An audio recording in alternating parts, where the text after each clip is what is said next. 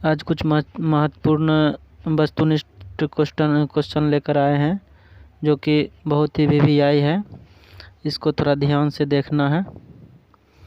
First question है कि आँख का कौन सा भाग आँख के रंग का निर्धारण करता है? तो उत्तर होगा आइरिस। कौन होता है?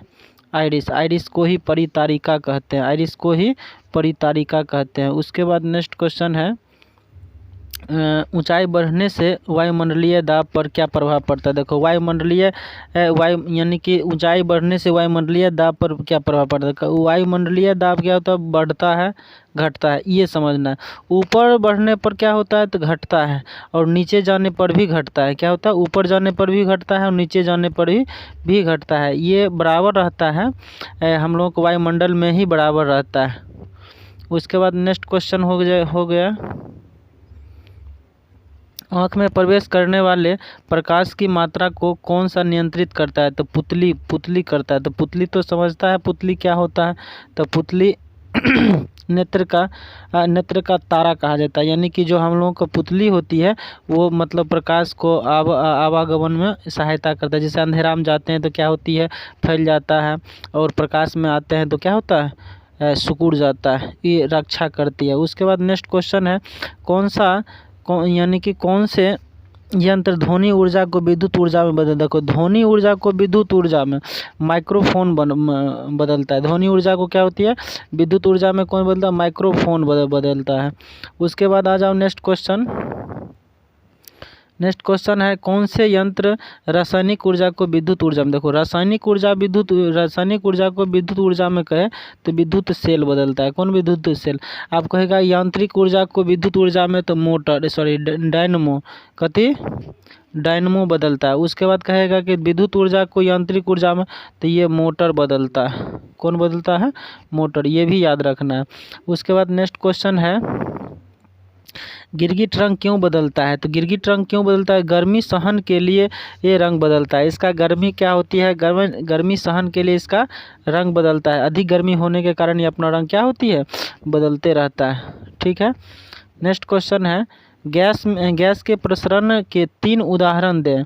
गैस के प्रसरण का देखिए, खाने की सुगंध हो गया, अगरबत्ती की सुगंध हो गया, और इत्र की सुगंध। यानी कि गैसों के प्रसरण मतलब कि एक जगह से दूसरी जगह कण के रूप में जाना। जैसे कि हवा में इत्र ही होता है। तो इत्र क्या होते हैं? छोटे क्या होती है? छोटे कणों में बढ़ते हुए जाता है। एक दूसरे को महकाते हुए, फिर दूसरे को महकाते हुए, फिर एक दूसरे को महकाते हुए क्या होती है? विसरण होती है। यानी कि एक कण अनेकों बार क्या होती है? घूमती रहती है। उसी को विसरण कहते हैं।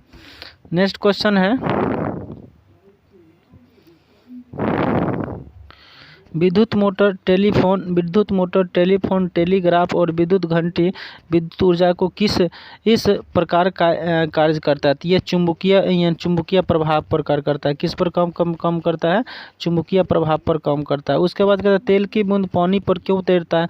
तो तेल की बूंद पानी पर क्यों तैरता है? यानी कि पृष्ठ तनाव अधिक होने के कारण तैरता है। अब देखो, ये पूछता है कि पानी पर क्यों तैरता है? तो पानी पर यानी कि तेल का पृष्ठ तनाव क्या है?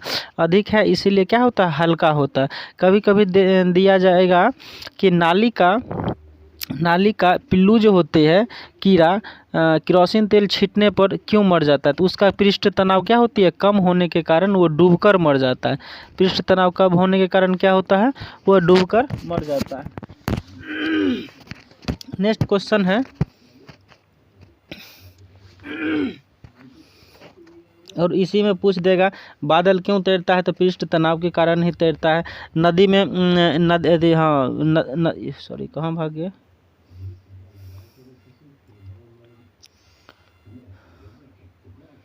तेल की बूंदे हो गया था। उसके बाद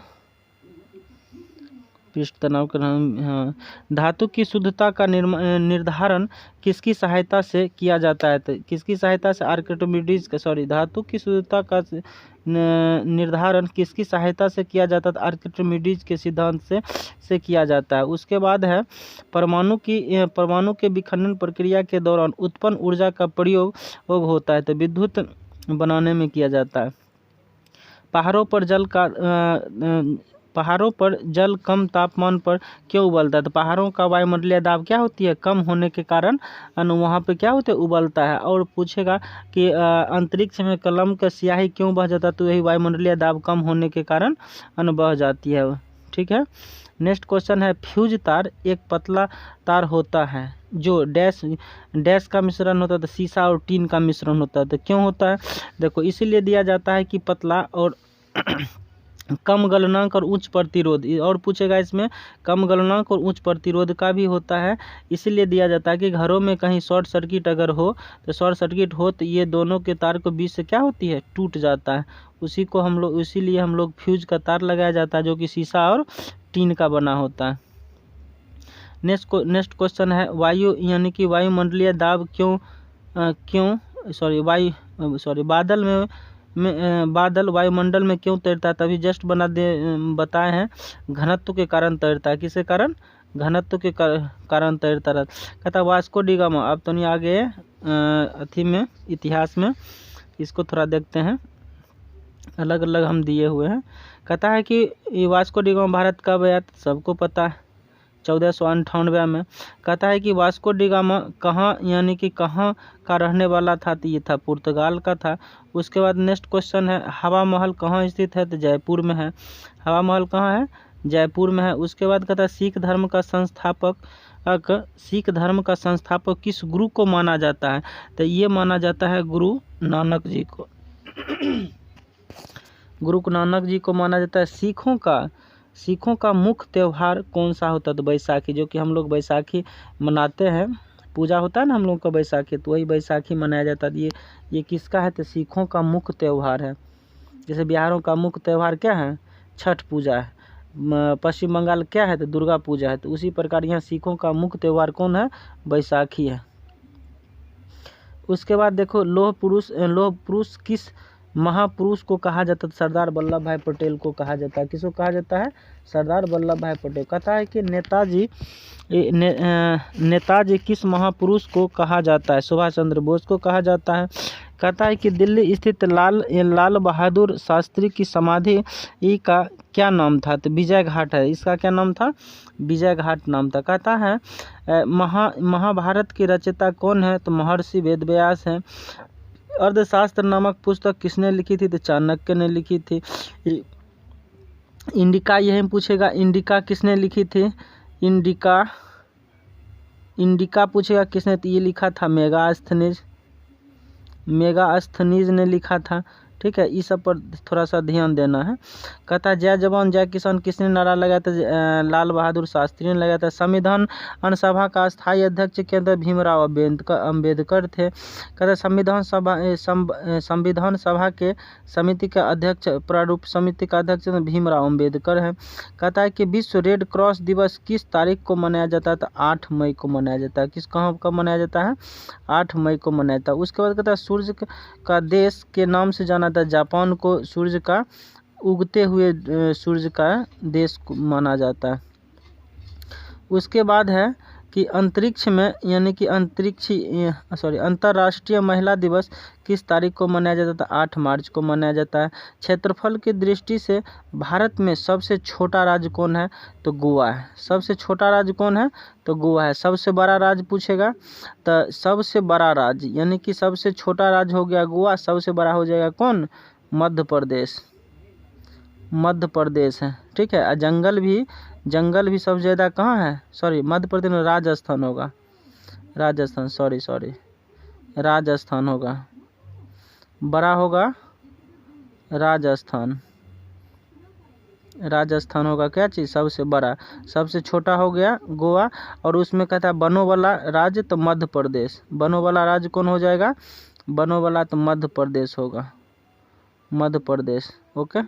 उसके बाद कहता है ओणम किस राज्य की त्यौहार है? तो ओणम है केरल की है। किसका है? केरल का है। दिल्ली यानी कि दिल्ली भारत की राजधानी कब बनी? तो 1912 1911 में। कब बनी? 1911 में। सबसे चमकीला ग्रह कौन सा है? तो शुक्र है। अच्छा, शुक्र सबसे चमकीला ग्रह क्यों है? अब इसमें पूछेगा सबसे गर्म ग्रह कौन है? तो सबसे गर्म ग्रह भी यही है, शुक्र है, क्योंकि इसमें कार्बन डाइऑक्साइड की मात्रा क्या है? अधिक होने के कारण ये अधिक गर्म होता है। भोर की तारा भी इसी को कहा जाता है। और सूर्य का सबसे नज़दीक है बुध। सबसे नज़दीक कौन है? बुध है। क्यों? आप सबसे नज़दीक जब ये बुध है तो ये बुध को ही गर्म होना चाहिए, लेकिन शुक्र है, शुक्र नहीं गर्म होता है, क्योंकि बुध नहीं गर्म होता है, क्योंकि इसमें कार्बन डाइऑक्साइड की मात्रा कम है, इसमें अधिक है। इसीलिए कौन सा गर्म ज़्यादा होता है? तो शुक्र होता है। ओके, उसके बाद आ जाओ कि भारत की राष्ट्रीय पशु कौन सा है? तो बाघ है, ये सबको पता है। भारत का राष्ट्रीय पक्षी मोर है, ये भी पता है। भारत का राष्ट्रीय जलीय जीव कौन है? जलीय जीव तो डॉल्फिन है। उसके बाद कहता है कि भारत का राष्ट्रीय फल कौन सा है? तो आम है। भारत का राष्ट्रीय फूल फूल कौन है? कमल है। उसका भारत का राष्ट्रीय पेड़ बरगद है। भारत का राष्ट्रीय खेल हॉकी है। भारत के राष्ट्रीय झंडे की लंबाई, हाँ ये भी पूछता है, लंबाई कितनी होता है? 3:2 में होती है। कितनी होती है? 3:2 में होती है। कहता है सेब में कौन सा अम्ल पाया जाता है? तो मैलिक अम्ल पाया जाता है। कौन चीज़? मैलिक अम्ल पाया जाता है, मैलिक पाया जाता है। उसके बाद कहता है इमली में टर्टरिक अम्ल होते हैं। इमली में टर्टरिक अम्ल होती है। अच्छा, दूध में कौन सा अम्ल पाया जाता है? लैक्टिक अम्ल होता है। कौन अम्ल होता है? लैक्टिक अम्ल। दही जमता क्यों है? लैक्टोबैसिलस नामक जीवाणु के कारण ये जमता है। ठीक है। उसके बाद कहता है सिरके में कौन सा अम्ल पाया जाता है? तो सिरके में कौन सा अम्ल पाया जाता है? तो एसिटिक अम्ल पाया जाता है। लाल चींटी का जो डंक होता है जिसमें फॉर्मिक अम्ल पाया जाता है, ये खट्टा होती है। क्या होती है? खट्टा लगता है, फॉर्मिक अम्ल। कहता है नींबू का खट्टे पदार्थ में कौन सा अम्ल पाया जाता है? तो इसे सिट्रिक अम्ल होती है। कहता है टमाटर के बीज में कौन सा अम्ल पाया जाता है? तो ऑक्जेलिक अम्ल होती है। कौन होती है? ऑक्जेलिक अम्ल होता है। उसके बाद कहता है किडनी की पथरी को क्या कहते हैं? कैल्शियम ऑक्जेलेट कहते हैं। ऑक्जेलेट कहते हैं। ऑक्जेलेट लिखल है, ऑक्जेलेट कहते हैं। प्रोटीन पाचन में कौन सा अम्ल सहयोग करता है? तो ये हाइड्रोक्लोरिक अम्ल होती है, HCl। कौन होती है? HCl होता है। ठीक है। और अम्लराज में पूछेगा HCl प्लस नाइट्रोजन होती है। ठीक है, HCl प्लस नाइट्रोजन होती है, उसी को अम्लराज कहते हैं। जो सोना और चांदी साफ करने के लिए आता है उसी को अम्लराज भी कहते हैं। ठीक है। कहता है कि साइलेंट वैली कहाँ है? तो केरल में है। कहाँ है? केरल में। अंतर्राष्ट्रीय सौर संगठन का मुख्यालय कहाँ है? तो गुरुग्राम हरियाणा में पड़ता है। विक्रम साराभाई अंतरिक्ष केंद्र कहाँ है? तिरुवनंतपुरम में है। उसके बाद कहता है सतीश धवन अंतरिक्ष केंद्र कहाँ है? तो श्रीहरिकोटा में। कहता है भारतीय कृषि अनुसंधान केंद्र कहाँ है? तो ये हो गया नई दिल्ली में। कहाँ हो गया? नई दिल्ली में। नेक्स्ट हो गया नई दिल्ली में है। नेक्स्ट क्वेश्चन है केंद्रीय चावल अनुसंधान कटक में। आलू पूछेगा तो शिमला है। कहाँ है? कटक में। और गन्ना पूछेगा तो रुड़की है। हॉकी वर्ल्ड कप 2023 का आयोजन कहाँ हुआ था? तो भारत में हुआ। कहाँ हुआ था? भारत में हुआ था। हॉकी का जादूगर मेजर ध्यानचंद को कहा जाता है, इसी को माना जाता है। हॉकी के जादूगर को चाहे जन्मदाता को इसी को माना जाता है। क्योटो प्रोटोकॉल का संबंध किससे है? इसका आंसर नहीं है चला। अच्छा, हम इसको बाद में बता देते हैं। Kyoto protocol. चलो, रामसर इक्वेशन इन्वेक्शन का संबंध किसमें है? आर्द्रभूमि के संरक्षण के लिए है। आर्द्रभूमि के संरक्षण के लिए है। स्टॉकहोम सम्मेलन कब हुआ था? तो 1912 में हुआ था। कब हुआ था? 1912। विश्व बैंक का मुख्यालय कहाँ? तो वाशिंगटन DC में है। कहाँ है? वाशिंगटन DC में। कहता एशियाई विकास बैंक ADB का मुख्यालय मनीला में है। संयुक्त राष्ट्र पर्यावरण कार्यक्रम UNEP का मुख्यालय कहाँ है? नैरोबी केन्या में है। ये टेस्ट में पूछा गया था। विश्व व्यापक संगठन, इसका भी आंसर नहीं डाला है। विश्व यानी कि विश्व व्यापक संगठन का मुख्यालय जनेवा में है सो यहाँ विश्व व्यापक संगठन का कहाँ है? जनेवा में। यूनेस्को का मुख्यालय कहाँ है? पेरिस में है। एमनेस्टी इंटरनेशनल का मुख्यालय कहाँ है? लंदन में है। उत्पादक देशों के संगठन का मुख्यालय कहाँ है? वियना है। अंतर्राष्ट्रीय सहयोग और विकास संगठन OECD का मुख्यालय पेरिस में। कहाँ है? पेरिस में। अंतर्राष्ट्रीय श्रम संगठन का मुख्यालय कहाँ है? जनेवा में है। कहता है कि फाल्कन 9 रॉकेट किस स्पेस एजेंसी ने लॉन्च किया था? किसने? स्पेस एजेंसी ने लॉन्च किया था? स्पेस एक्स ने लॉन्च किया था। कहता होम मिशन किस देश के द्वारा लॉन्च किया गया था? संयुक्त अरब अमीरात UAE के द्वारा लॉन्च किया गया था। 2017 में भारत ने 104 सैटेलाइट किस व्हीकल द्वारा लॉन्च किया गया था? PSLV C-37 द्वारा लॉन्च किया गया था। कहता सिमलीपाल दर्रा कहाँ है? तो हिमाचल प्रदेश में। बोमडिला दर्रा अरुणाचल प्रदेश में। उसके बाद तुजू दर्रा, ये सब पूछता है, चला ध्यान से देखना है। मणिपुर में। टाइगर स्टेट किसे कहता है? तो मध्य प्रदेश में। सिमलीपाल राष्ट्रीय रिजर्व कहाँ है? तो ओडिशा में है। नागरहल टाइगर रिजर्व कहाँ है? तो नागरहल हो गया कर्नाटक में हो गया। कहता है कि पलामू टाइगर रिजर्व किस राज्य में स्थित है? तो झारखंड में। पलामू टाइगर रिजर्व किस राज्य में? झारखंड में आ गया। कहता है टडोबा अंधेरी टाइगर रिजर्व किस राज्य में? तो महाराष्ट्र में है। खजुराहो के मंदिर का निर्माण किसने का? चंदेल शासक ने करवाया था। कौन करवाया? चंदेल शासक। खजुराहो के मंदिर किस शैली में है? पंचायती शैली में। चला याद रखना, किस शैली में है? पंचायती शैली में। पंचायती शैली में। हुमायूं का मकबरा कहाँ है? चार बाग में। कहाँ है? चार बाग में। इतना हो गया। उसके बाद फिर हम अगले भी लगभग में 55-60 क्वेश्चन करवाए हैं, जो कि बहुत तेज़ी से कराए हैं, और इसमें बहुत अच्छे ढंग से देख लेना अपना ढंग से कैसा लगा नहीं लगा। अगर अच्छा लगा तो लाइक और सब्सक्राइब ज़रूर करना, सपोर्ट करो चला, जो कि फिर इसी टाइप का हम नया वीडियो बनाते रहेंगे। Okay, thank you.